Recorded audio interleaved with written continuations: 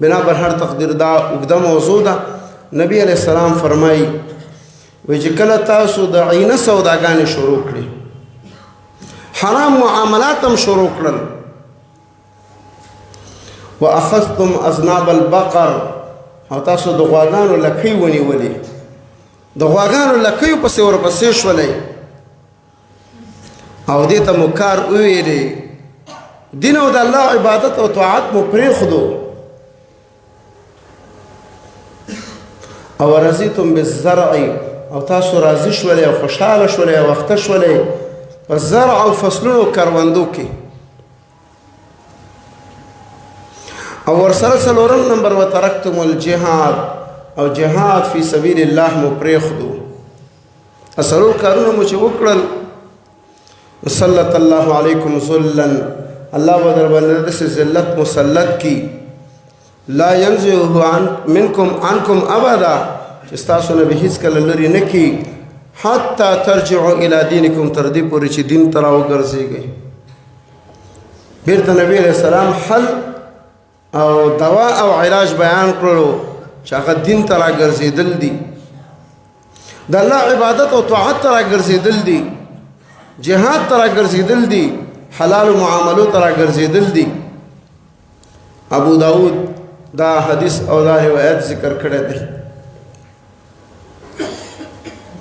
او د ذلت یو دوه اسباب نبی علیه الصلاۃ والسلام دی بل حدیث د سنن ابي داود کې دا بیان کړی دی. وی په تاسو باندې به دا امتونه او دا د کافرو لښکرې به داسې راجمع کېږي او داسې اشر به در باندې کوي لکه وږي خلک چې ماتې ډوډۍ ته راجمع کېږي په منډه باندې او په شوق باندې او په اشر باندې.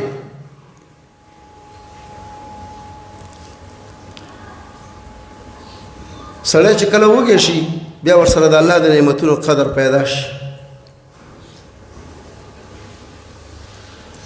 موږ او تاسو خو د الله په نعمتونو کې آباد او پټ او اسوده یو، نو موږ او تاسو ته د دې نعمتونو ډېر قدر هم نشته دی. قسم په الله باندې چې تا ته د دې وچې ډوډۍ قدر او قیمت هغه وخت کې معلوم شي چې ته کله ښه صحیح وږی شي او نور خوراک نه پیدا کېږي. جابر رضی الله عنه نه په صحیح البخاري کې روایت ده، وی مونږ ته به امیر صاحب ابو عبیده بن الجراح رضی الله عنه یوه کجوره د ورځې راکوله. سفر کې و مجاهدینو، یوه خرما او کجوره دا زمونږ د شواروز خوراک و. نو مونږ به ویلې چې د یوه کجوره باندې څه کېږي، سفر ته ګوره او جهاد ته ګوره. وی کله چې هغه خلاصې شولې نو بیا موږ ته د دې یوې خرما او د دې یوې کجورې قدر او قیمت پیدا شو چې کاشکې اوس خو هغه وی که نه. نو د الله په نعمتونو کې موږ او تاسو آباد او اسوده او پټ یو، نو د دې وجې نه موږ او تاسو ته د دې نعمتونو ډېر قدر او د شکر هم زموږ او ستاسو ډېر کم دی او یا په نش باندې حساب دی. نو دا کافر به په تاسو باندې راجمع کېږي لکه وږي خوړونکي ډوډۍ ته او کاسې ته. نو باید صحابه کرام وویل چې دغه وخت کې به مونږ کم وو. نبی علیہ السلام وویل چې تاسو به ډېر زیات وئ، شمیر هم به زیات وي، لیکن داسې به بیکاره خلک وي لکه د سیلاب بوسو خس و خاشاک، غصاء کا غصاء السیل. وجه او سبب څه شی دی چې په تاسو کې به وهن موجود وي. وهن څه ته ویل کېږي؟ کراهیت الموت و حب الدنیا. مرګ بد ګڼئ، مرګ نه تیښته او نفرت کوئ، د شهادت نه تیښته او نفرت کوئ، د شهادت نه لرې ګرځئ، د شهادت او د مرګ دپاره تیاری نه لرئ. رسول الله صلی الله علیه وسلم د شهادت ارمان کړی دی او صحابه کرامو به شهادت د الله رب العالمین نه غوښتلو لکه عمر رضی الله عنه. خالد ابن ولید رضی الله عنه به غختلو مو پر پس ګرځېدو به هم په ټولو غزواتو کې برخه واخیستله، لیکن په بستر باندې ورته مرګ راغلو، ژړل به وایي ډېر ورپسې وګرځېدم، ډېر مې د الله نه وغوښتلو او ډېرو معارکو او مشاهدو ته حاضر شوم، خو لیکن ملاو او حاصل نه شو. خو د الله د خوانه یو کرامت دی، یو عزت دی، یو مقام دی، یو اعزاز دی چې الله رب العالمین یې چاته ورکوي. نبی صلی الله علیه وسلم هم ارمان کړی دی، لو وددت انی اقتل فی سبیل الله ثم احیا ثم اقتل. نو الغرض والحاصل تاسو به مرګ بد ګڼئ، شهادت به بد ګڼئ. شهادت او د مرګ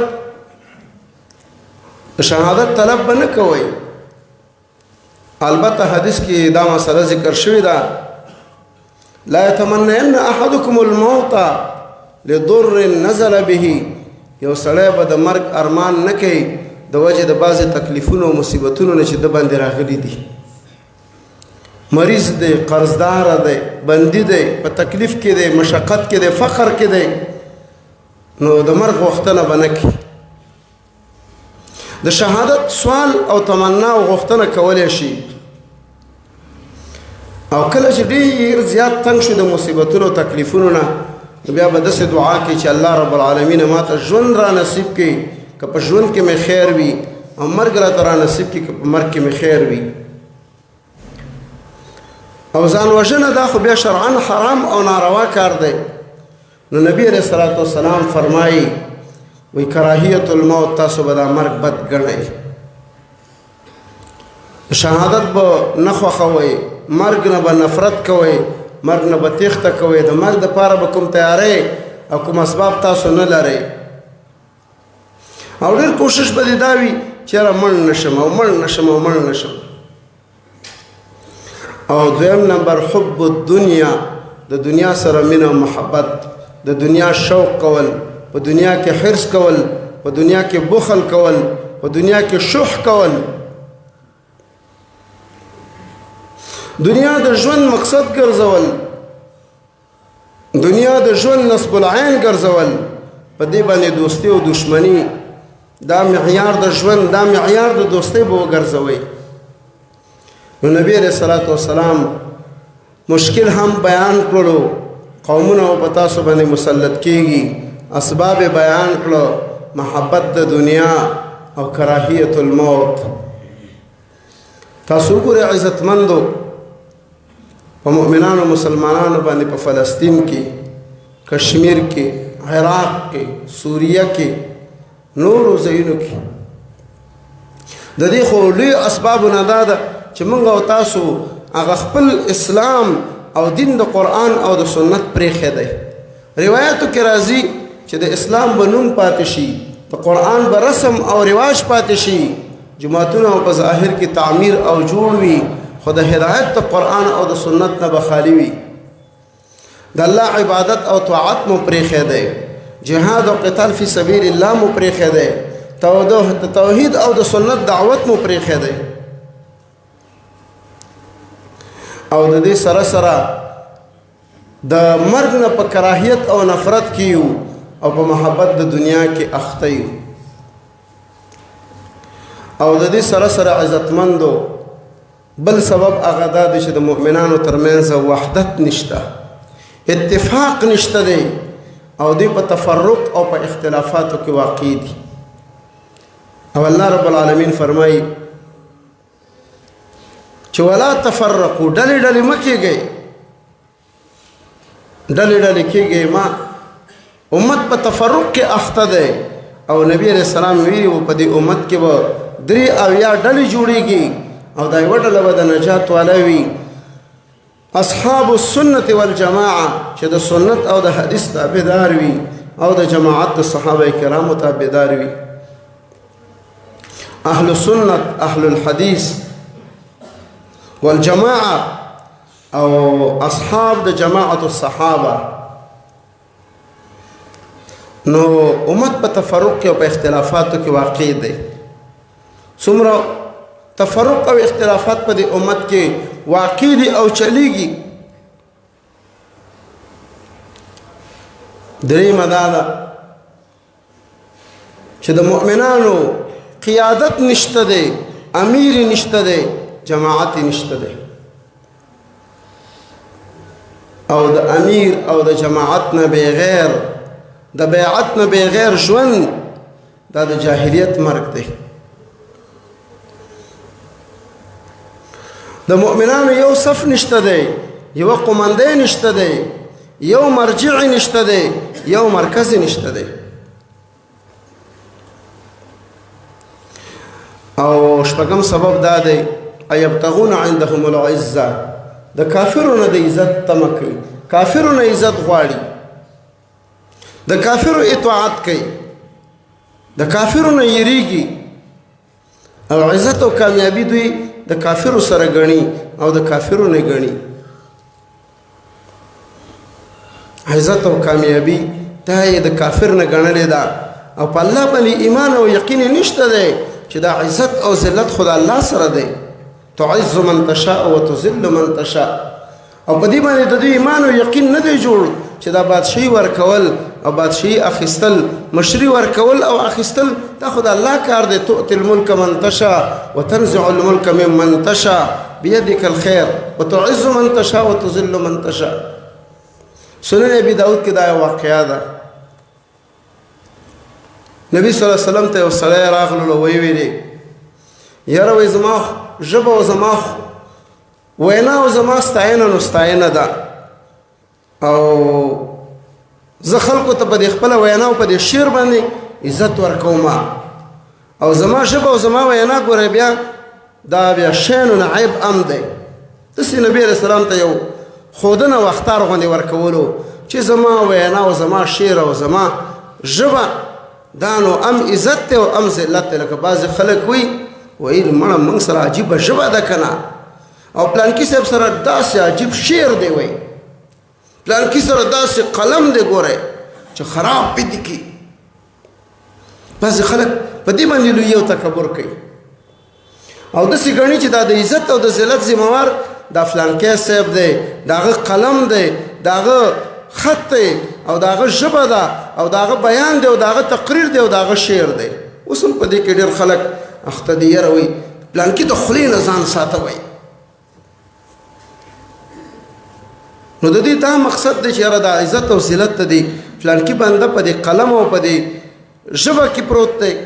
نبي علیه السلام ورته ویل ذاک الی الله، دا فیصلې الله سره دي چې چاته عزت ورکوي، چاته ذلت ورکوي. دا د چا په قلم او خط کې نشته، او دا د چا په ژبه کې نشته، او دا د چا په بیان کې نشته، او دا د چا په شعر کې نشته دی.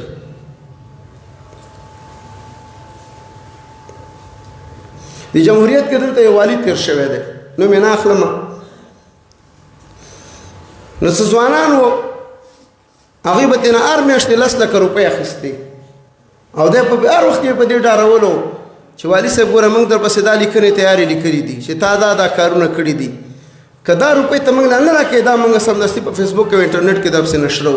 تیارې ورته لیکلې وي، ورته ښکاره کړې وي، هغه به ورته سوال او زارۍ کولې چې د الله لحاظ وکړي چې دا راپسې نشر نه کوي، او هره میاشت 10 لکه روپۍ اخلي. خو ده کې ایمان نه و که نه، ډېر بې ایمانه سړی و، ډېر بې غیرته سړی و. که ده کې ایمان او غیرت وی او په الله باندې په ده کې یقین وي، ورته ویلي وی چې نشروئ که نه دا خو د الله سره دي، ده خو هغه کې ایمان نه و، هسې خوشي کدو.